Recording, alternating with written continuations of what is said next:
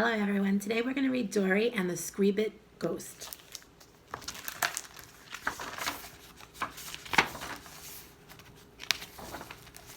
This is Dorrie. She is a witch, a little witch. Her hat is always on crooked and her socks never match. Sometimes her shoes are on the wrong feet. Her house is tall and dark and spooky. She lives with her mother, the big witch, and cook, and her black cat, Gink. One dark day, Dorrie got bored. She went to find the big witch. Down, down, down the stairs she went, and Gink went with her. Dorrie heard voices. She went into the kitchen.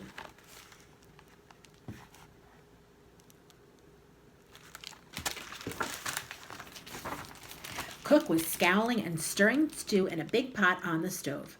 The big witch was sitting at the table with a cup of tea and glaring at Cook. "That's silly," the big witch was saying. "It's just a quiet little seance. Nothing can go wrong, and we're not having it here, so there's no need for you to make such a fuss." "All those strange things you put up there in your room," Cook shouted at the big witch. "There's nothing strange about them," the big witch shouted back. "I'll just have some magic marks and a few other things on my windowsill." "But if something goes wrong, you won't even be here," screamed Cook. "Ghosts? What if you get one and it stays? I don't like this a bit." A seance is something that people say you can talk to ghosts. "My magic ring is there on the windowsill to keep from getting the wrong kind of ghost at the seance. As long as the ring is in place, the members of the secret circle are safe and nothing can go wrong. Just don't slam doors and bang pots and pans around," yelled the big witch. "What are you fighting about?" asked Dorrie. "We're not fighting," snapped the big witch. "We're just talking about the seance, the secret circle seance."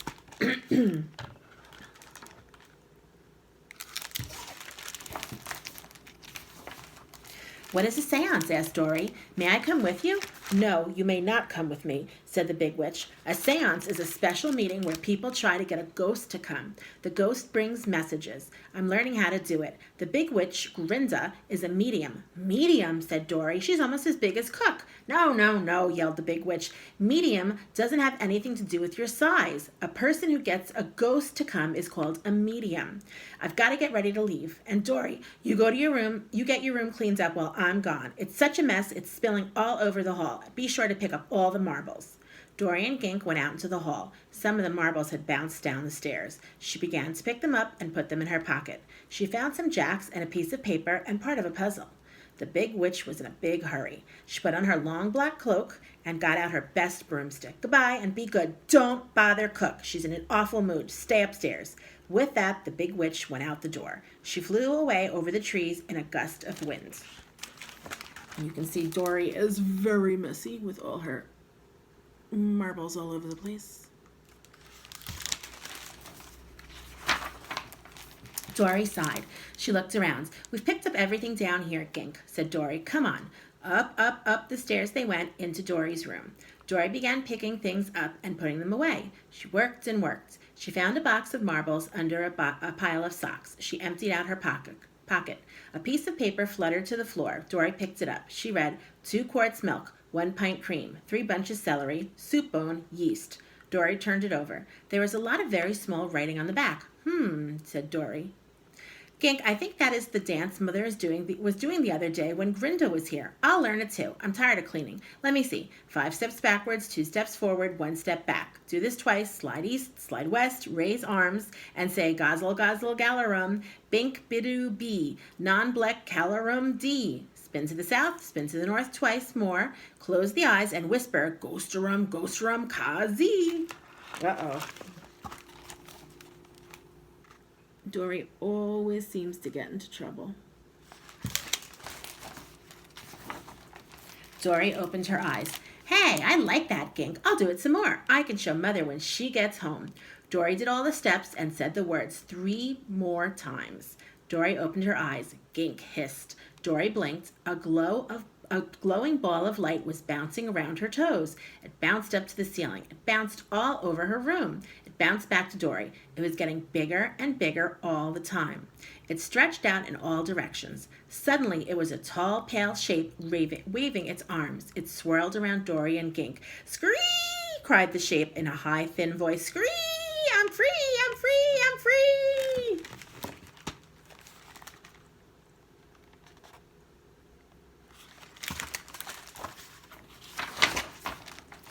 The shape bowed low, stretched up to the ceiling, and came back down again. "Who are you, and how did you get into my room?" said Dorrie. Guess, ghost, a Screebit ghost. That's me, squealed Screebit. "With steps and turns and magic words, you've set me free." Dorrie frowned. "Set you free from what?" Screebit giggled. "From cloud, from tree, you set me free. Come on, I haven't had a fun in a zillion years." With a whoosh, Screebit whirled around through the air. She began spinning round and around the room like a whirlwind. The sheets and blankets whirled off the bed. Dorrie's clothes and books and papers flew in a storm around the room. "Stop that," yelled Dorrie. "I just spent hours getting this mess cleaned up, and now look what you've done to it." "Ch-ch-ch," said Screebit. "No problem, look." And Screebit whirled around in the other direction. The clothes and papers flew back to where they had been before. Screebit kept going until the whole room was neat. Screebit grinned and bowed.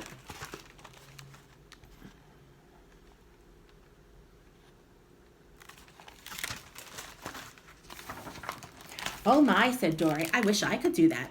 But you've got the dresser drawers in backwards." "Who cares?" said Screebit. "Come on, I want to explore my new house." Screebit went right through the closed door. She twirled in a ball down the hall and down the stairs. "Oh no," said Dorrie. Screebit, come back here. Don't let Cook see you. She hates ghosts." "She can't see me," Screebit called. "Only you can." Down the stairs ran Dorrie and Gink. Dorrie looked in the parlor. No Screebit. Dorrie looked into the dining room. No Screebit. Dorrie opened the kitchen door a crack and looked in. "Oh, help," said Dorrie. Screebit was standing on the kitchen table, twirling round and round. Screebit began stretching her arms out longer and longer until they were reaching around Cook. Dorrie threw open the door. She dashed into the kitchen. She slid into the table and knocked over a chair. "Screebit, don't do that," yelled Dorrie. "Leave Cook alone."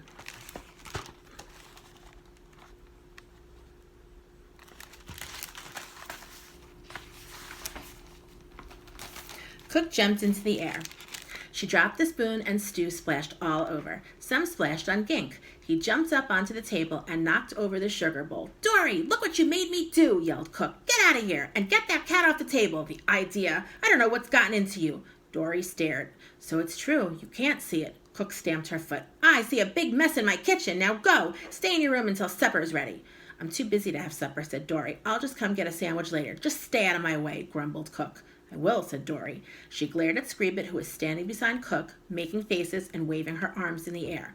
Dorrie stamped out of the kitchen. Gink went with her. They started up the stairs. With a loud screech, Screebit came whizzing through the air. "You're a pain in the neck," said Dorrie. Screebit slid up the banister. "Bet you can't do that," said Screebit.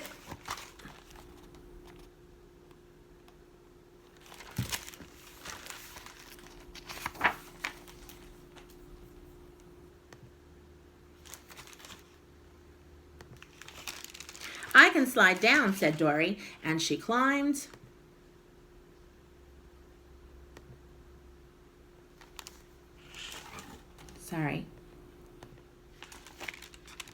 And she climbed to the top and slid down. Screebit stood on the banister and slid down on one toe.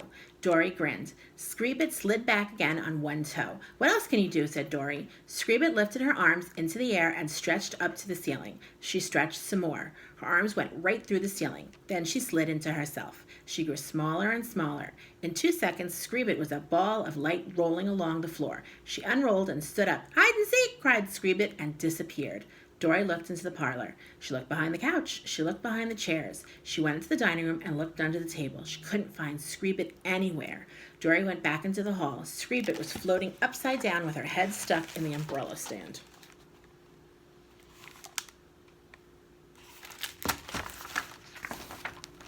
Dorrie laughed. "You win, Screebit. Come on, we've got to go back upstairs to my room, away from Cook." With a pop and a zing, Screebit was out of the umbrella stand and at the top of the stairs.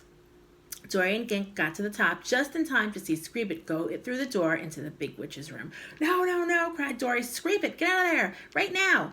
Dorrie opened up the door. Screebit was twirling around on one toe in the middle of the big witch's bed. "Gink," muttered Dorrie, "we've got to figure out how to get this ghost to go away. It's going to get us in more trouble. Screebit, where'd you go?" There wasn't a sound. Suddenly, the closet door opened. Out floated Screebit inside one of the big witch's dresses. She was wearing one of the big witch's hats. She twirled around and around in front of the mirror. Then she stretched out her long arms and grabbed Dorrie and Gink. dance, dance, and Screebit whirled them around and around the room. She dropped them down in the middle of the bed and bounced them up and down.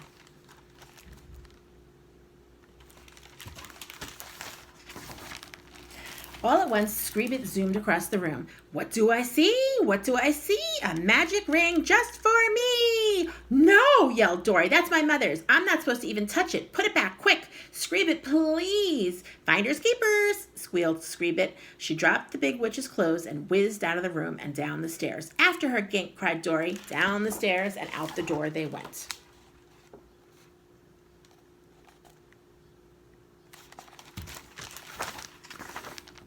Screebit ran up a tree and hung upside down from a branch, waving the ring at Dorrie. Follow the leader, screeched Screebit, and she swung into the next tree, and then the next, and then the next. Dorrie and Gink raced after her. We've got to get Mother's magic ring back, or the seance will go wrong. Come on, Gink. Through the trees they ran. It was getting darker all the time. Screebit glowed among the branches ahead of them. Then she was gone. Dorrie stopped. She thought for a minute. Then she said very loudly, I'm going home. I know how to get rid of that ghost. Dorrie started to walk back. An owl hooted. Bats fluttered past her. Scree! Screebit leaped out from behind a tree and right in front of Dorrie. Dorrie jumped. Gink hissed. That's not funny, Screebit, said Dorrie crossly.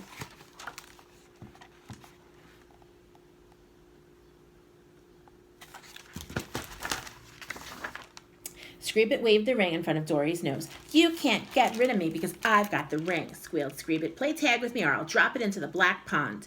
You wouldn't, said Dorrie. Screebit nodded and grinned her ghostly grin. She ran off. Dorrie and Gink chased her, playing tag among the trees. It's getting too dark to see, Screebit called Dorrie. Come on, let's go back. But Screebit didn't stop. A house, I see a house, and they're calling me. And there, ahead of them in the woods, was a big old house. A faint glow showed at one of the windows. The rest of the house was dark. Screebit whizzed up to the roof and began whirling around the chimney, making eerie howls and screeches. Get down from there, Screebit, said Dorrie. I don't even know where we... Dorrie groaned.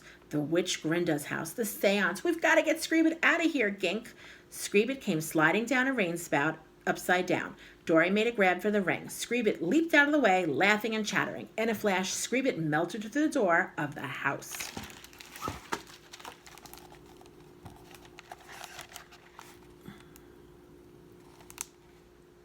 That was the other page. Dorrie frowned. Drat that, Screebit. I'd turn her into a turnip if I knew how. I've got to get Mother's ring away from her and put it back with the magic on the windowsill. Dorrie went up to the door. She knocked. No one came. Dorrie turned the handle. The door opened. She tiptoed inside. She tiptoed over to a doorway. It was hung with heavy curtains. Dorrie looked in. The big witch and Grinda and their friends were all sitting around a table.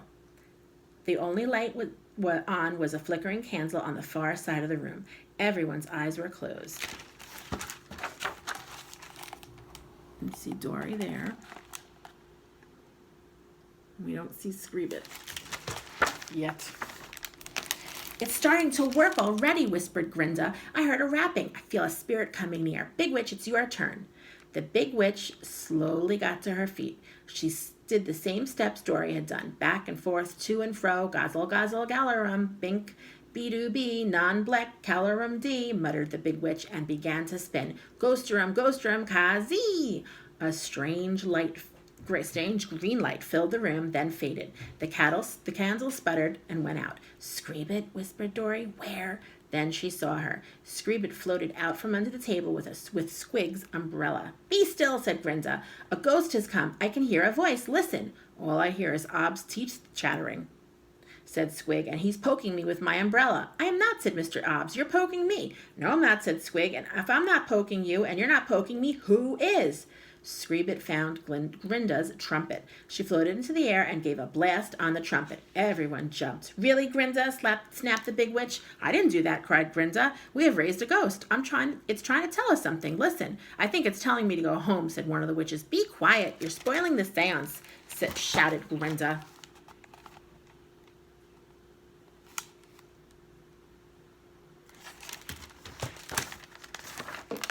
Screebit found the piano.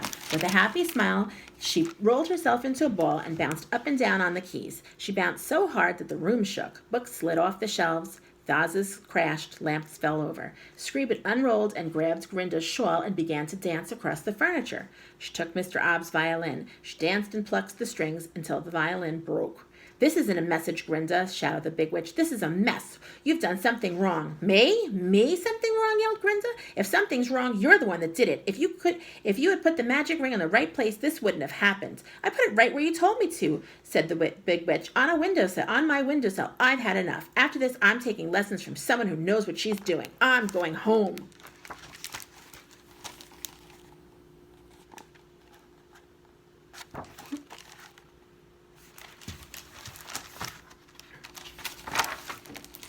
Wait.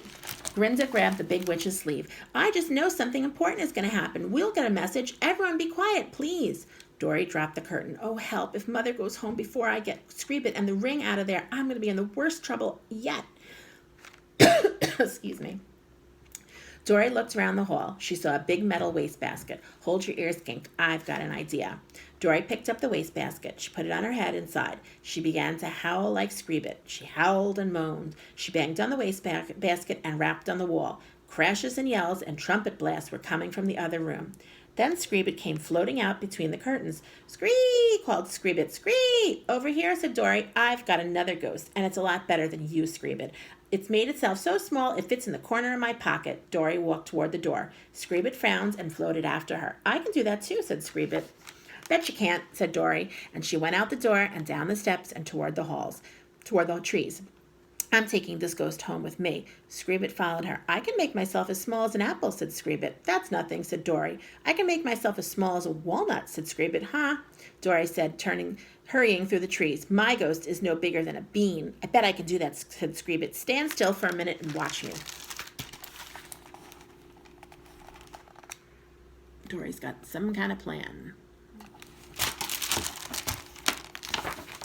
Dorrie shook her head.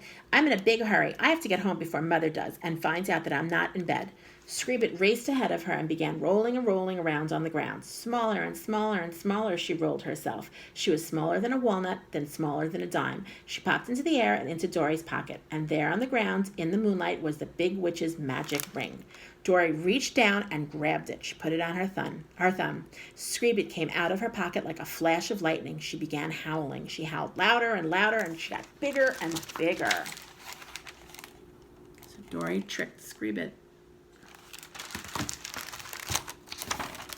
You tricked me, wailed Screebit. There was never another ghost. You tricked me. Oh, hush, said Dorrie. There's fair. There's the path. Come on, I'll race you. Down the path in the moonlight they ran. As they reached the yard, a black shadow flew right over their heads. Dorrie looked up. Oh, no, I'm too late. Mother's home. Now I'll be in 7 kinds of trouble. Screebit did a cartwheel. Stay outside all night with me. I know a lot more games, she said. I have to get inside, yelled Dorrie. Said Screebit. Don't worry, I'll fix things. I know how you fix things, Screebit, said Dorrie, and it just means more trouble for me. Watch, you'll see, said Screebit.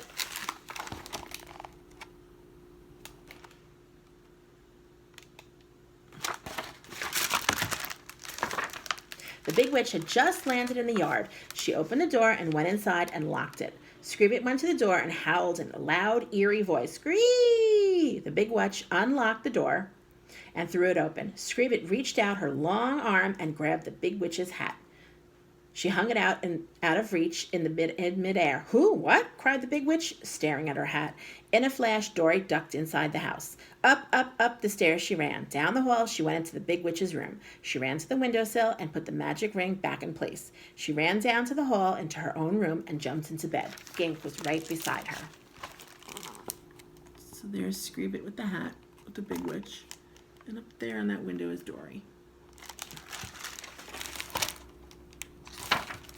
There was a big racket downstairs. Dorrie heard Screebit howling and chattering and the big witch yelling. Then she heard the big witch chanting and stamping in the moonlight. Then it was very, very still. Dorrie heard the front door close. The big witch was coming up the stairs. She came down the hall. She opened the door to Dorrie's room and looked in.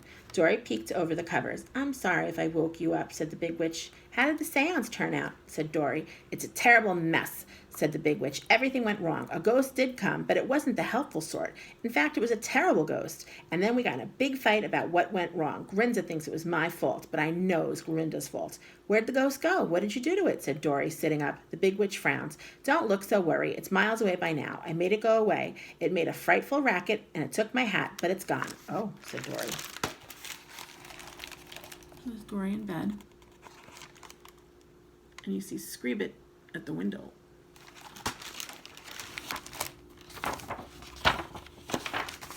The big witch gave Dorrie a kiss and tucked her in. I'm sorry you had to have such a boring day cleaning your room. Maybe we can find something interesting to do tomorrow. Good night. The big witch took the candle and went out, closing her door behind her. Dorrie lay very still with her eyes closed. She heard something. She sat up and looked around. The big witch's hat and a pile of socks were dancing up and down on her chair.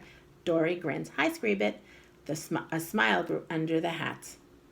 She began bouncing up and down harder and harder. Soon Dorrie and Gink and Screebit were flying into the air. The covers flew off. They all ended up in a heap on the floor. Don't forget the steps and words, said Screebit. She rolled in the moonlight along the floor, and she was gone. I won't forget, Screebit, whispered Dorrie, and she fell sound asleep. So did Gink.